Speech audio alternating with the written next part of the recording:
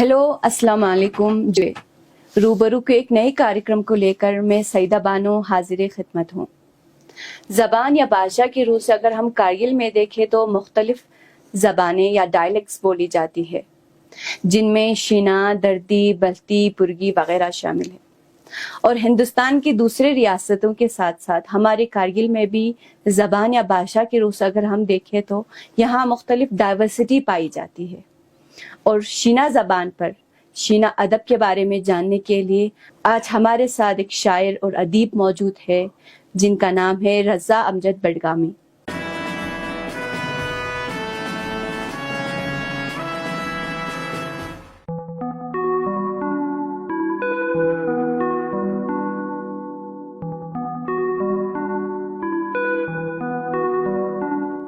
रज़ा Amjad बडगामी sir, हमारे studio में आने का आपका बहुत बहुत शुक्रिया।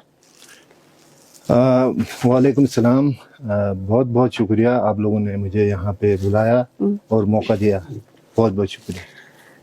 ज़्यादा वक्त न लेते हुए अगर हम आपकी पैदाइश, इब्तिदाई तालीम और सानवी तालीम के बारे में आप हमारे नाजरीन को एक मुख्तसर बताइए। जी, तो जहाँ तक इब्तिदाई तालीम का सवाल है, ये एक लंबी कहानी मुझे सुनानी पड़ेगी वहाँ तक जाने के लिए। पूरे खित्ते लद्दाख की अगर हम आज बात करेंगे तो हमारा जो इलाका है करकित बडगाम जो है, वो वाहिद इलाका है जिसमें तालीम का सिलसिला बहुत बाद में शुरू हुआ। आप ये मान सकते हैं कि 1971 यानी 1971 के बाद ही तालीम का जो सिलसिला था हमारे उस वादी करकित के आसपास के जो देहात थे वहाँ उस ज़माने से शुरू हुआ, जबकि हमारे करगिल में बहुत पहले, करगिल ज़िले की मैं बात करता हूँ, बहुत पहले से शुरू हुआ था। तो मैं भी उन चंद खुशकिस्मत तलबा में शामिल हूँ जो पहली दफ़ा स्कूल इस्टब्लिश किया गया हुकूमत हिंद की जानिब से 72-73 में, 1972-73 में। तो पहली बार जो स्कूल वहाँ पे इस्टब्लिश किया गया था, उस स्कूल के पहले तलबा न सही तो दूसरे तलबा में हमारा शुमार ज़रूर होता है। तो उससे पहले हमारे वहाँ कोई स्कूल बिल्कुल कायम नहीं था, क्योंकि 1971 के बाद ही जो हमारा बडगाम का जो आधा हिस्सा था वो भारत के साथ 71 के बाद ही शामिल हुआ। तो उससे पहले जब पाकिस्तानी एरिया में था ये गाँव, तो वहाँ स्कूल, अस्पताल नाम की कोई चीज़ नहीं थी। तो मैंने प्राइमरी स्कूल हरल से अपनी तालीम का सिलसिला शुरू किया। जो इसके बाद मिडिल लेवल के लिए हम नीचे करकिचू में एक मिडिल स्कूल हुआ करता था, तो वहाँ हमने तालीम हासिल की। फिर उस ज़माने में हमारे ज़िले के अंदर हायर सेकेंडरी जो स्कूल था, जो गर्ल्स हायर सेकेंडरी जहाँ बनाया गया है वहाँ पे था, तो वहाँ पे हमने अपनी सेकेंडरी तालीम हासिल की। और फिर बाद में हमने 12th हायर सेकेंडरी भी तालीम यहीं से ही हासिल की। आपने शीना ज़बान पे से मुताल्लिक़ शीना ज़बान में बहुत सारी किताबें लिखी हैं, टोटल आपने 3 किताबें आपने लिखे हैं। तो शीना कौम कारगिल में कैसे और किस दौर में आबाद हुआ? शीना कौम की तारीख से मुताल्लिक़ जो आपने सवाल पूछा, उसके हवाले से मैं यही कहूँगा कि हम शीना कौम की बात तो आप छोड़िए, पूरे पूर्व की अगर तारीख के मतलब हम बात करते हैं तो निहायत मुश्किल हो जाता है कि यहाँ की पुरानी कदीम तारीख को हम समझ लें और उसके बारे में एक्यूरेट इंफॉर्मेशन हासिल करें, क्योंकि हमारे पास कोई ऐसा रिलायबल एविडेंट है नहीं है किताबों की शक्ल में। जो कुछ भी हमने हासिल किया है अपने पुरखों के बारे में, बुज़ुर्गों के बारे में, यहाँ की समाजी माशरती निज़ाम के बारे में, तो हमें बहुत सारा मवाद सिर्फ हशमतुल्लाह खान की जो किताब है तारीख़ जम्मू व फुतूहात महाराजा गुलाब सिंह, उससे हमें बहुत सारी इंफॉर्मेशंस हमें मिलती हैं। उससे पहले का अता पता ही नहीं है शीना कौम की, चाहे शीना कौम हो या पूर्व की पूरा तारीख के बारे में। तो इसके बाद जो हमारे काचो सिकंदर खान साहब सिकंदर जो थे, उन्होंने बहुत अरग-रेज़ी से, बहुत मेहनत से तब पूर्व की तारीख को टटोलने की कोशिश की है। तो उस हिसाब से हमें ये मालूम हो जाता है कि पूर्व के इब्तिदाई आबादकार कौन थे।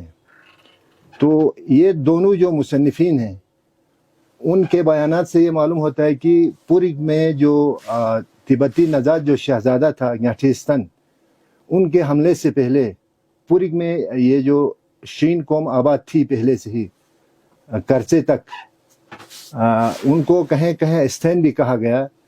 تو یہ میں سمجھتا ہوں دردوں کی یا شینا قوم کی پہلی مائگریشن ہمارے لداخ کے اندر، اس کو میں مانتا ہوں. اچھا. ہاں، حالانکہ ان کے بارے میں کوئی مستند ریکارڈ ہمارے پاس موجود نہیں ہے. اور اس کے بعد 3 مائگریشنیں دردوں کی ہوئی ہے جو یہاں پہ کرگل لداخ کی طرف آئے ہیں.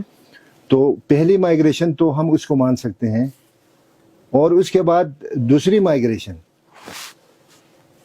دردستان میں، اب تھوڑا سا ہم کو بیک گراؤنڈ پہ جانا پڑے گا. دردستان میں ایک چھوٹا سا راجواڑہ تھا چلاس کے ایریے میں، جس کو آج کل دیامر کہتے ہیں. تو وہاں کا ایک راجواڑہ تھا کراٹ، جس کا نام تھا راجا کراٹ. تو راجا کراٹ کی موت کے بعد ان کے 2 بیٹے تو 3 تھے اور ایک بیٹی تھی. لیکن بڑا بیٹا جس کا نام بوٹ تھا، اور اس بوٹ کا ذکر البرونی نے 1100 عیسوی میں بھی کیا ہے اپنی کتاب میں، اپنے سفر نامے کے دوران. تو جیسے ہی کراٹ آخری عمر کے مرحلے میں پہنچا تو ان کے 2 بیٹوں میں اقتدار کے لیے، یعنی راجواڑہ ان کا والد صاحب تھا، تو ان کے جو اقتدار حاصل کرنے کے لیے ان دونوں میں انبن ہو گئی. بڑا بیٹا بوٹو اور دوسرا بیٹا تھا مچک، ان دونوں کے درمیان. تو ان دونوں میں رسا کشی ہوئی، اور آخر کار جو بڑا بیٹا تھا تھوڑا طاقتور تھا، اس کے ساتھ لوگ تھے، اس نے اپنے دوسرے بھائی کو جو تھا مجبور کر دیا کہ وہاں اپنا جو علاقہ تھا اس کو چھوڑنے کے لیے. تو وہ وہاں سے اپنے پریوار کے ساتھ یا اس کے جو ساتھی تھے ان کے ساتھ وہ تھلپن نامی ایک جگہ پہ چلا جاتا ہے. تھلپن داس کہتے ہیں، داس تھانگ لذرتے ہیں جو. تو ایک وہاں دردستان میں ایک میدان ہے، وہاں جا کے وہ آباد ہوا. لیکن جیسے ہی وہ وہاں سے مائگرینٹ ہو کے چلا گیا تو کراٹ کے جو دوست تھے، یار دوست تھے، اس کے صلاح کار تھے، انہوں نے کہا بھائی بوٹو کو بولا کہ آپ نے بہت غلط کیا، اپنے چھوٹے بھائی کو آپ نے اس طرح ناراض کرا کے نکال دیا، تو آپ اس کو منواؤ. آپ کے جو دشمن تھے اس کے فادر کے، تو ان کو موقع مل جائے گا. تو اپنے صلاح کاروں کی صلاح کو مانتے ہوئے اس نے 12 نمبردار، جس کو شنا میں جسٹیرو کہا جاتا ہے، جسٹیرو. تو 12 جسٹیرو اور ان کے ساتھ اس زمانے کے حساب سے 12 جوڑے بیل اور 12 جسٹیرو کے ساتھ اس کو منوانے کے لیے تھلپن داس بھیجا. جب یہ وہاں جا رہے تھے تو جو کراٹ کے جو پشتنی جو دشمن تھے ان کو یہ پتہ لگ گیا کہ یہ دونوں بھائی پھر مل رہے ہیں، ان کو ملانے کے لیے کوششیں کی جا رہی ہیں. اچھا. تو ان کے وہاں پہنچتے ہی رات کو انہوں نے منصوبہ بنایا، اور تھلپن داس میں مچک کے گھر میں جب یہ 12 جسٹیرو بیٹھے تھے، رات کے اندھیرے میں ان پہ حملہ کیا گیا. وہ 12 آدمی کا قتل ہوا وہاں پہ. تو پھر یہاں سے ڈنڈورا پیٹا گیا کہ بوٹ نے، جو راجواڑہ اب بن چکا تھا، بوٹ نے اپنے بھائی کو ختم کرنے کے لیے حملہ کرایا ہے. تو الزام بھی اس پہ گیا، الزام بھی بوٹ پہ چلا گیا. تو ان دونوں بھائیوں کے بیچ پھر سے بننے کی بجائے ایک کبھی ختم نہ ہونے والی دشمنی ہو گئی. اور پھر تھلپن داس میں کہتے ہیں کہ مطلب ہمارے جو شمالی علاقہ جات کی تاریخ کی سب سے خوفناک لڑائی وہاں ہو گئی، اس کے آدمیوں اور بوٹو اور مچک کے آدمیوں میں. تو وہاں سے پھر بوٹو مضبوط تھا. مچک کے جو صلاح کار تھے انہوں نے کہا اب تمہارا بچنا یہاں سے آسان نہیں ہے، تم یہاں سے نکل جاؤ. تو وہاں سے اس کی بیٹی سیل بویوری اس کی بیٹی کا نام تھا، اور ایک تھا چٹائی اس کا چھوٹا بھائی تھا. ان کو صلاح دی گئی تم لوگ نکل جاؤ. تو یہ سب رات کے اندھیرے میں اپنے تمام خیر خواہوں کو لے کے استور پہنچ گئے. استور جس کو ہسورا بھی کہا جاتا ہے. تو وہاں یہ مدتوں بیٹھے، مچک کے اولاد بھی وہیں تھی، یہ سب وہاں بیٹھے. تو مدتوں بعد ایک بھائی جو تھا چٹائی، جس کو بعد میں یہاں کرگل آنے کے بعد ٹھٹھا بن گیا، وہ ٹھٹھا خان. استور گلگت بلتستان، ہاں گلگت بلتستان میں آتا ہے. استور ایک جگہ ہے. تو استور سے مدتوں بہنے کے بعد وہاں پہ چٹا جو نامی جو چھوٹا بھائی تھا وہ پوری کی طرف آ گیا. اپنے ایک دوسرے جس کو دودھ بھائی بھی کہتے ہیں، جس کا ذکر حشمت اللہ خان صاحب نے بھی کیا ہے، اور یہ اپنے سکندر صاحب نے، کاچو سکندر صاحب نے بھی کیا ہے. اور تاریخ دردستان و بلوچستان کے قبائل نامی کتاب کا مصنف یہ عبدالحمید خاور نے بھی کیا ہے، اور عبدالرزاق نے اپنی کتاب دردستان کا ایک نامور قبیلے میں بھی کیا ہے. تو یہ ٹٹائی نامی آدمی آ کے یہاں پہنچا پورک میں، جو جس کی نسل آج بھی ہمارے کارگل میں کاچو کے نام سے ہم جانتے ہیں، مشہور ہے کاچو کے نام سے. جیسے ہمارے پہلے وہ آ کے سدھ میں آباد ہوا، اور سدھ میں جب آتا ہے تو اس سے پہلے حشمت اللہ خان صاحب خود بولتے ہیں کہ جب ٹھٹھا خان یہاں پہنچا تو اس سے پہلے درد لوگ تھے، سرل ہیورل وغیرہ یہاں پہ آباد تھے. تو اس حساب سے یہ ہمیں ایک ثبوت مل جاتا ہے کہ ٹھٹھا خان سے پہلے بھی گلگت کے لوگ یہاں آ کے آباد تھے، پورک میں یہاں پہ آباد تھے. تو ٹھٹھا خان بعد میں یہاں ٹٹائی جو ہے ٹھٹھا خان کے نام سے معروف ہوا، اور اس کے بعد ان کی جو بہن تھی سیل بویوری کا ایک پوتا جس کا نام تھا سوری پوئلو کے 7 بیٹے کسی وجہ سے وہاں استور میں ان کا رسکشی ہوئی تھی، ٹرائبل کنفلکٹس ہوا کرتے تھے اس وقت. یہ باغ کے آ کے وادی کرکٹ جس کو ابھی آپ بڑگام کے نام سے ہم سب جانتے ہیں، تو وہاں آباد ہو گئے. جی وہاں آباد ہو کے پھر مدتوں وہاں پہ بیٹھے، اور وہاں کی زمین کو انہوں نے قابل زراعت بنایا، قابل کاشت بنایا، کیونکہ وہاں کی زمین بہت پتھریلی تھی. یہ جو کرکٹ لفظ ہے نا، اس کا وجہ تسمیہ بھی جو ہے وہ کرکٹ کا مطلب ہوتا ہے سنسکرت میں کرکتا، یعنی مطلب سٹونی لینڈ، یعنی پتھریلی زمین. تو اس زمین کو انہوں نے کیا کیا، قابل کاشت بنایا. اور پھر اس وقت اتنی گنجائش نہیں تھی ان بھائیوں کے پاس کہ سب کو وہاں پہ گزارا ہو. تو انہوں نے جو بڑا بھائی ان کے نظام کے حساب سے، بڑے بھائی کا نام چولک تھا، چولک کو بولا کہ آپ کا حق بنتا ہے کہ اس زمین پہ، اس علاقے پہ آپ یہاں رہیے. تو باقی لوگ، ایک چھانگون کی طرف آیا، ایک بریسل جو پاکستانی قبضے میں ہے ابھی وہ گاؤں، اور ایک کاکسر میں جا کے آباد ہوا، ایک شنگو شیگر میں جا کے آباد ہوا جس کو ہم لوگ پھڑوس بولتے ہیں، اب لوگ پھلٹکس کہتے ہیں اس ایریے کو. تو اسی طرح شمشا خربو بھی ایک گیا تھا، 2 بھائی. تو ایک تو لاوالت رہا تھا وہاں پہ، اس کی کوئی اولاد نہیں تھی. جو دوسرا بھائی کی اولاد وہاں کورٹیال تک پھیلی ہوئی ہے. آج آپ جو کورٹیال سے نیچے جنا شنا بولنے والے لوگ ہیں، وہ اسی دردستان کے قدیم جو راجواڑہ تھا کراٹ، اس کی نسل سے. اچھا، تو سر آپ نے تاریخ کو مفصل طریقے سے پڑھا ہے،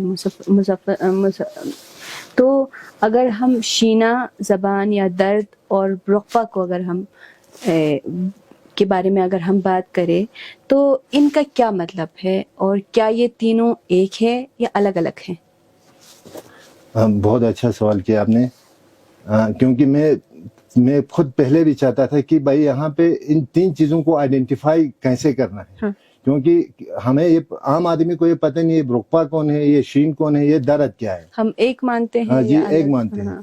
اصل میں جو لفظ درد ہے، درد لفظ کے بارے میں اگر آپ ہسٹوریکلی اس کے اوپر کچھ جائزہ لینا چاہتی ہو یا لائٹ اگر اس میں کوئی روشنی ڈالنا چاہتے ہیں، تو لفظ درد کا مطلب ہے، درد خوفناک کو کہتے ہیں، ڈراؤنا، درد ٹیریبل.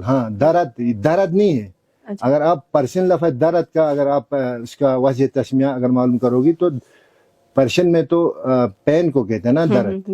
لیکن یہ درد نہیں ہے جو بعد میں بگاڑا گیا، یہ درات ہے.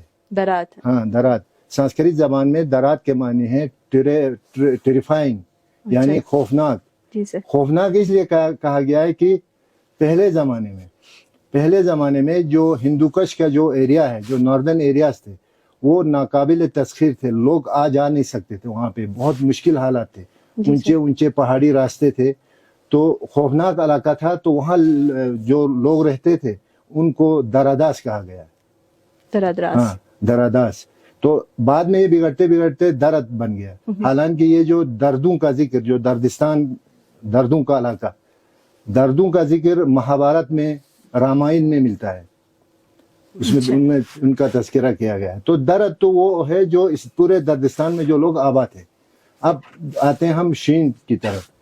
تو دردستان کے اندر جتنی بھی قومیں ہیں وہ درد ہیں. صرف شینا لوگ ہی درد نہیں ہے.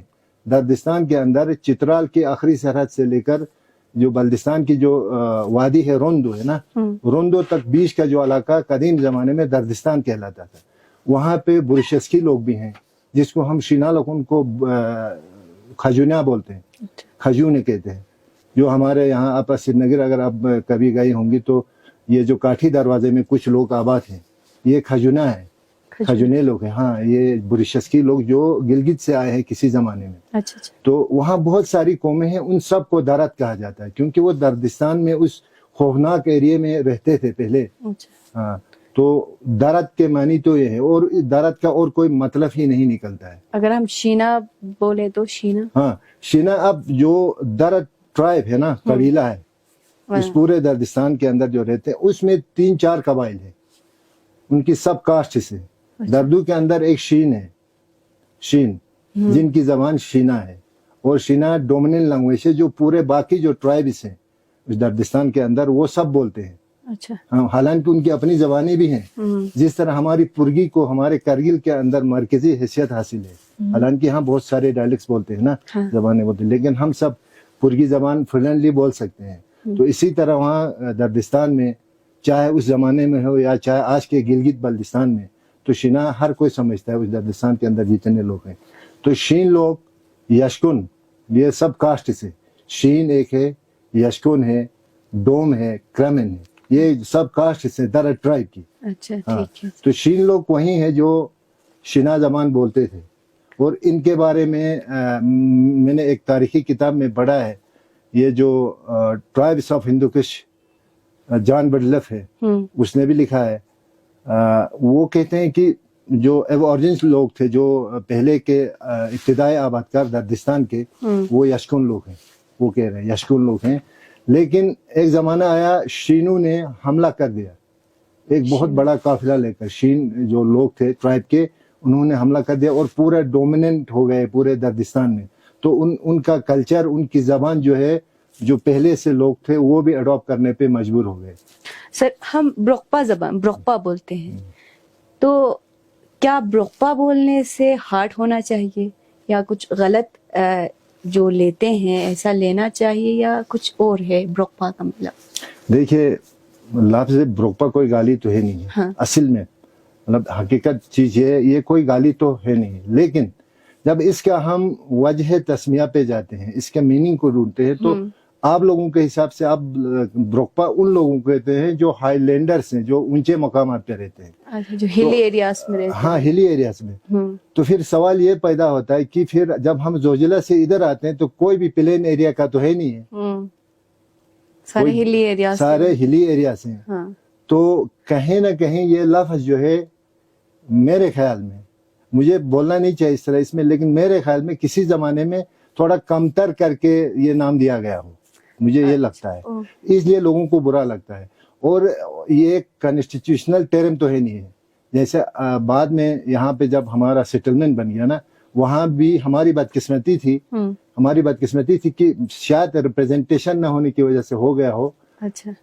हमारे जो रेवेन्यू रिकॉर्ड्स में भी, असल में आप गुरेज में देखेंगे वहां भी शिना स्पीकिंग पीपल है जो दर्द से है ना, तो उनका आप स्टेट सब्जेक्ट देख लीजिए, वहां पे शीन दर्द से लिखा हुआ है। अच्छा। अब हमारे यहाँ उस वक्त पुर्गी लैंग्वेज या बल्ती बोलने वालों की यहाँ पे अक्सरियत है, तो यकीनी बात है दफातर में भी होंगे वो। हाँ। तो किसी बाहर के ऑफिसर ने पूछा होगा भाई ट्राइब कौन कौन सा है, तो यहाँ तो जाहिर सी बात है शीनू को ब्रोकपा बोलते हैं, तो उन्होंने भी बोला है कि भाई हाँ, यहाँ एक तो पुर्गी होगी, बल्ती है और ब्रोकपा है। तो बदकिस्मती से वो ब्रोकपा भी रिकॉर्ड हो गया, और आज तक हम उस बार को लेके घूम रहे हैं। हम ब्रोकपा बोलते हैं, शीना भी बोलते हैं, क्या फर्क है कि ब्रोकपा कहाँ से आया, शीना क्या है? ब्रोकपा किसने नाम रखा? ब्रोकपा हमारे यहाँ लद्दाख में जो तिब्बती नजाल लोग हैं उनका दिया हुआ नाम है। शीनू के लिए, और ये कोई अलग ब्रोकपा ट्राइब वहां से नहीं आई है ना जी। शीना जबान की पैदाइश कहाँ हुई और इसका लिसानी खानदान के कहाँ से ताल्लुक रखती है? जी, तो ये भी बहुत अच्छा सवाल है आपका क्योंकि हमें जब किसी लैंग्वेज पे बात करते हैं तो उसके रूट्स पे हमको बात करना पड़ेगा। तो शीना जबान के हवाले से जो माहिरीन लिसानियात है ना, हाँ। जो लिंग्विस्टिक एक्सपर्ट्स है, उनका ये मानना है कि ये जबान 5000 कबल अज मसीह की एक जबान है। 5000 कबल अज मसीह। ये मोहम्मद अमीन जिया और डॉक्टर ग्यारुक बुदरुस, जर्मनी किसी यूनिवर्सिटी का प्रोफेसर है वो, और डॉक्टर मोहम्मद अमीन जिया जो गिलगित का है, जो माहिर है एक इसका लिसानियात का, उसने अपनी किताब शिना ग्रामर और कायदा के देबाचे में इंट्रोडक्शन पे लिखा हुआ है کہ 5000 قبل از مسیح کی ایک زبان ہے یہ شنا زبان. تو وہیں سے ہم یہ مان کے چلتے ہیں کہ بہت قدیم زبان ہے. اور اس کا ثبوت ہمیں اس بات سے بھی ملتا ہے کہ جو سنسکرت ہے، سنسکرت زبان ہے، سنسکرت زبان میں اگر آپ کمپیئر کریں گے شنا اور سنسکرت کا تو متعدد الفاظ آپ کو سنسکرت کے شنا میں ملیں گے اور شنا کے سنسکرت میں ملیں گے. اچھا. تو اس سے ہمیں پتہ چلتا ہے یہ بہت ہی پرانی زبان ہے جی. اور اس کی فیملی کی آپ نے بات کی تو یہ انڈو جو آرین لینگویج کی ایک یہ سب گروپ ہے. اچھا. دردک فیملی سے ہے. انڈو آرین کی جو سب گروپ ہے اس کی ایک شاخ ہے دردک کی یہ سب برانچ اس میں آتی ہیں. شنا، خوار، یہ زبانیں وغیرہ وغیرہ. اگر ہم شینا قوم کے بارے میں بات کریں، جب یہ کارگل میں آباد ہوا تو شینا قوم نے دوسرے قوم جو یہاں پہ موجود تھے، کارگل میں موجود تھے، تو اس کا ثقافتی اثرات کیا رہا اس قوم کا، کارگل میں جو پہلے سے موجود تھے اس پہ، اور دوسرے قوم کا شینا قوم پہ کیا اثر مرتب ہوا؟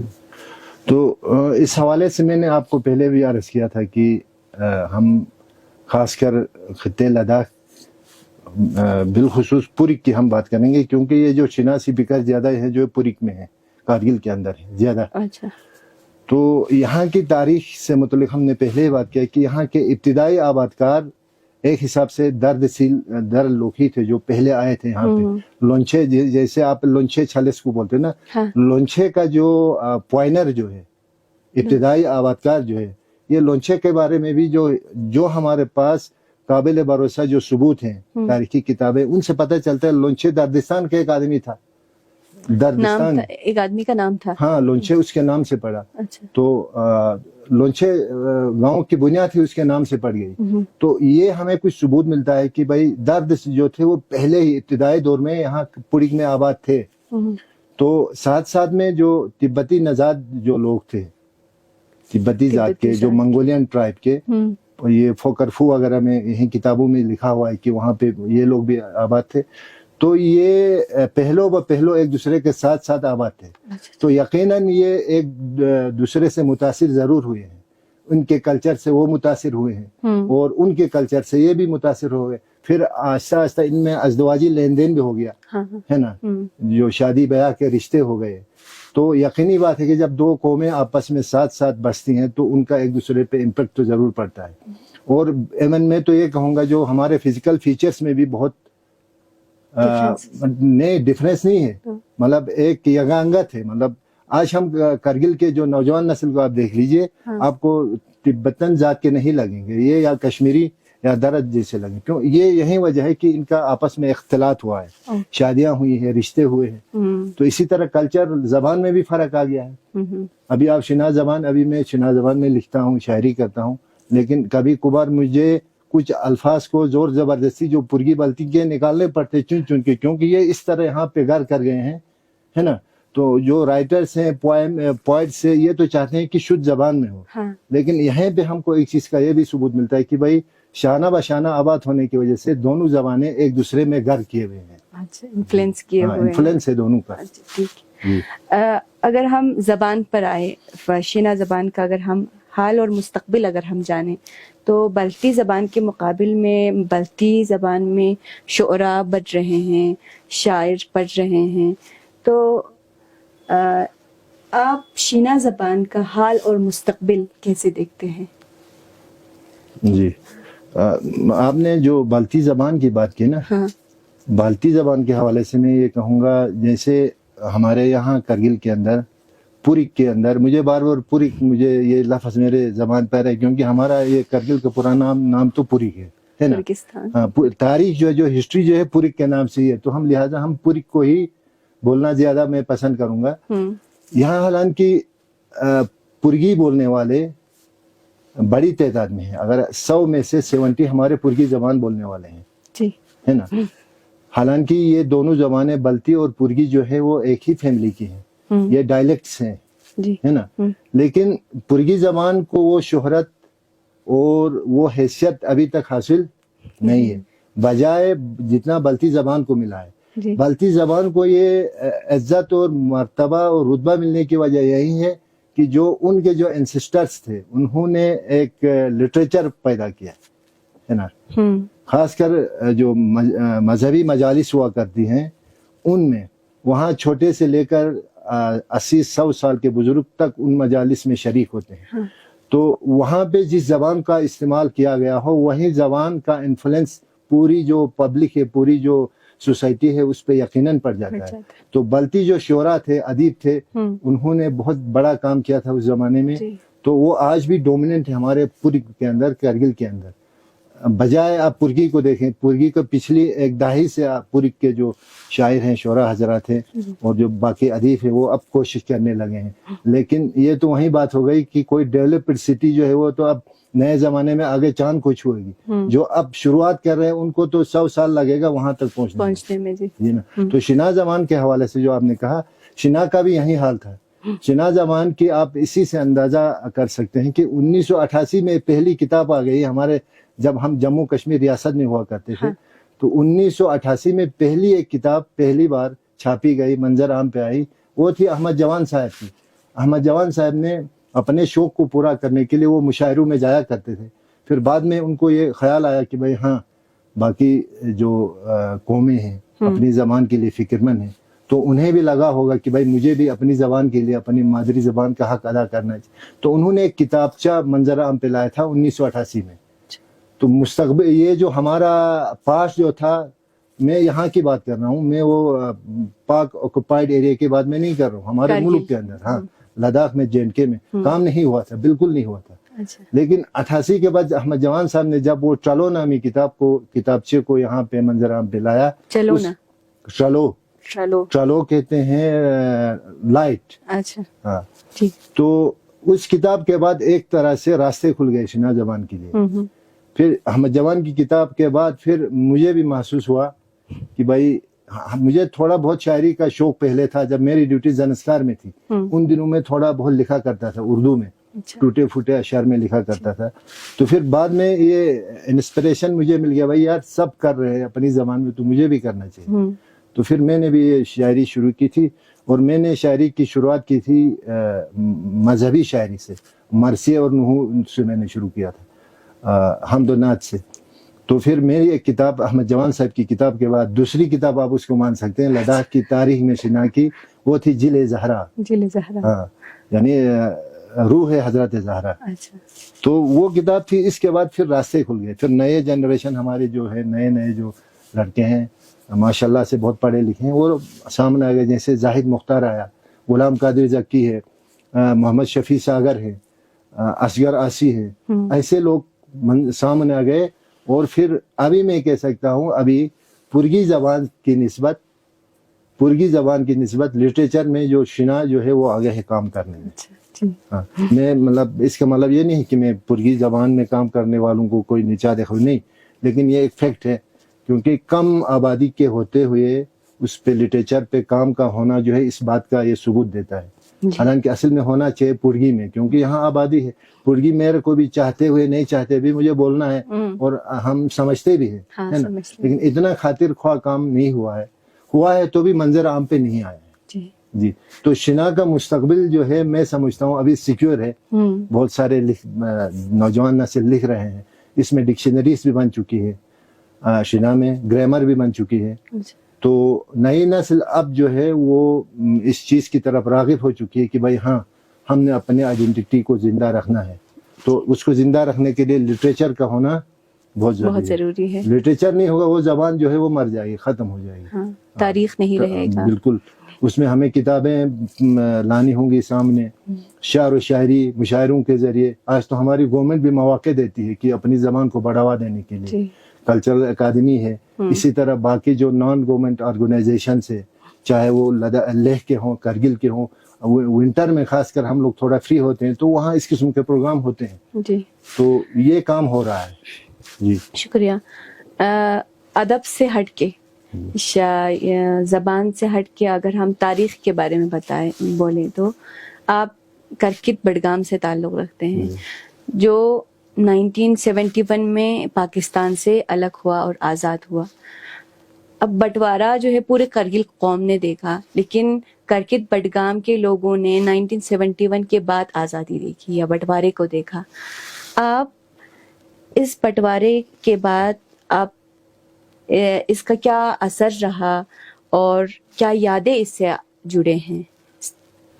دیکھیے اس حوالے سے میں یہ کہوں گا کہ میری پیدائش جو ہے 1968 ہے، 1968. ہاں.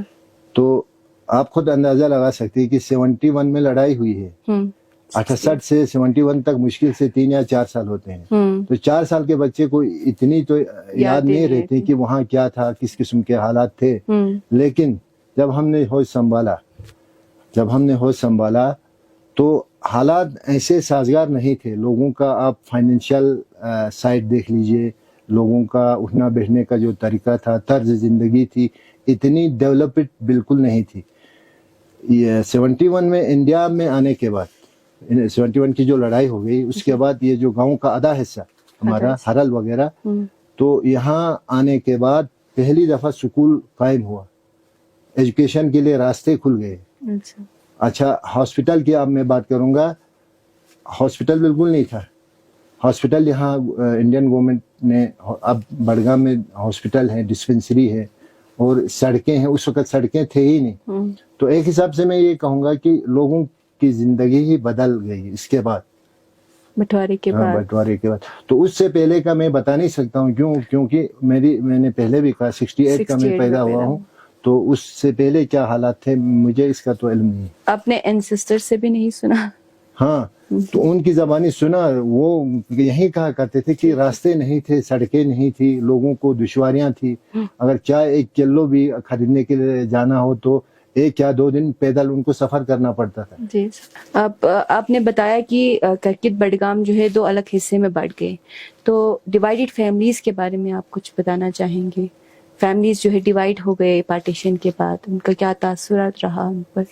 ہاں، اس لڑائی کے بعد بہت سارے کنبے ایسے ہیں جو ڈیوائیڈ ہو گئے.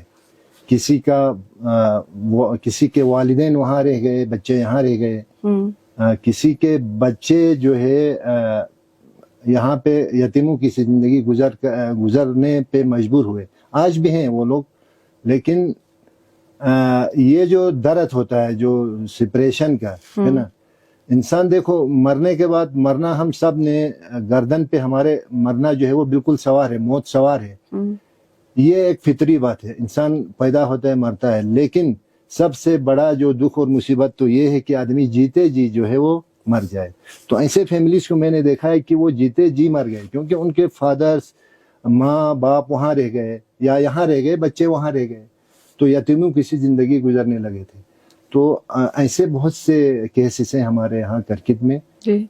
تو ان کی بیویاں یہاں رہ گئیں، ان کے مرد وہاں رہ گئے. تو کچھ ایسی وفادار عورتوں کو بھی میں نے دیکھا جن کو وہاں سے ڈائیورس آ گیا کچھ سالوں کے بعد. انہوں نے کہا نہیں، ہم آپ کے نام پہ جئیں گے، ہمیں ڈائیورس نہیں چاہیے. اور آج بھی ان میں سے کچھ عورتیں آج بھی ہیں. تو یہ مشکلات تو ضرور لوگوں نے سہا ہے. سپریشن کا، ڈیوائیڈڈ فیملیز میں بڑی مصیبتیں لوگوں نے جھیل لی ہیں. اگر شینا زبان میں آپ نے خوبصورت کلام جو ہے بہت سارے لکھے ہوں گے، تو ہمارے ناظرین کے لیے 1-2 کلام بولیے تو بہتر رہے گا. نہیں، میری ایک پرابلم یہ ہے کہ مجھے یاد کم رہتی ہے، لیکن پھر بھی میں کوشش کروں گا. 1-2 مصرے. ایک میں نے لکھا تھا، تھوڑا یہی سپریشن پہ ہے. تو میں نے جو شاعری کی شروعات کی تھی شنا سے، لیکن اردو میں بھی میں اب کرتا ہوں. زیادہ تر مذہبی شاعری کی طرف میرا رجحان تھا. یہ کچھ 1-2 کلام ہے جو میں نے اس موضوع سے ہٹ کے میں نے لکھا ہے. تو ان میں سے ایک جدائی کا ہے، کوئی گنینی ایک ہی جو اون تو رے مسمو کرے. ٹرانسلیٹ کرنے کی تو ضرورت نہیں ہے. گنینی ایک ہی جو این تو رے مسمو کرے. یعنی ایک خیال دل میں آتا ہے تو جب وہ خیال آتا ہے تو میں روتا ہوں. یار فاٹ جو کہ بوش بیجے مسمو کرے کہ نہ جانے کیوں میں اپنے ہی یار دوستوں سے ڈرتا ہوں کبھی کبھی. راچھو نشک کلائے شری ہن جنی چگا. ان کی مثال کچھ ایسی ہے، جس طرح جو پہاڑی بکروں کے لیے کوئی رکھوالا نہیں ہوتا ہے، ان کی مثال بھی ایسی ہے. शुक जाक वाले पाया लोग बेमुस्मो करे करे, लेकिन उनकी इस हालत को देखकर मैं कभी कभार तरस खाकर जो है उनका मैं रखवाला बन जाता हूँ। जी गेनी नौशी दुनिया ते जो शियार शुक ग खास, इसका तर्जुमा ना करूं तो अच्छा है। जी तोम इनी खैर नहीं उठाक पशी रोजे मुस्मो करे करे, वक़्त की आज जो रफ्तार है उसको देखकर कभी कभार मैं गुस्सा हो जाता हूँ। अच्छा तो ये लास्ट में पढ़ना चाहूंगा, थे नहीं छिले से मो बिश्रमो मिष्टुगुन उशे, थे नहीं छिले से मो बिश्रमो मिष्टुगुन उशे। यहाँ पे हमारा लद्दाख का जो एवरग्रीन जो प्लांट है ना, उसको मैंने इसमें टच किया है, शुक्पा। तो इसकी जो खुशबू है ये कभी कभार मुझे मदहोश कर देती है। शायद छिले और गही जे मुस्मो करे करे, शायद इन शुक्पा को भी, इन छिली को भी मैं कभी कभार याद आ जाता हूँ। अच्छा तो ये एक शायर था और मुझे इस वक्त याद नहीं है। जी शुक्रिया। Thank you. ये थे रजा अमजद बडगामी सर, अपना ज़र्रीन ख्याल हमें हमारे साथ पेश कर रहे थे। हमारा ये कार्यक्रम आपको कैसा लगा और अगले प्रोग्राम में किसे लाए, कमेंट बॉक्स में ज़रूर बताइए। तब तक के लिए मुझे और मेरी टीम को दीजिए इजाज़त। अल्लाह हाफ़िज़।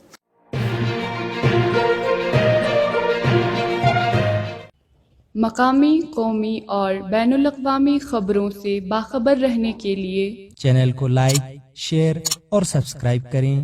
साथ ही बेल आइकन दबाना न भूलें।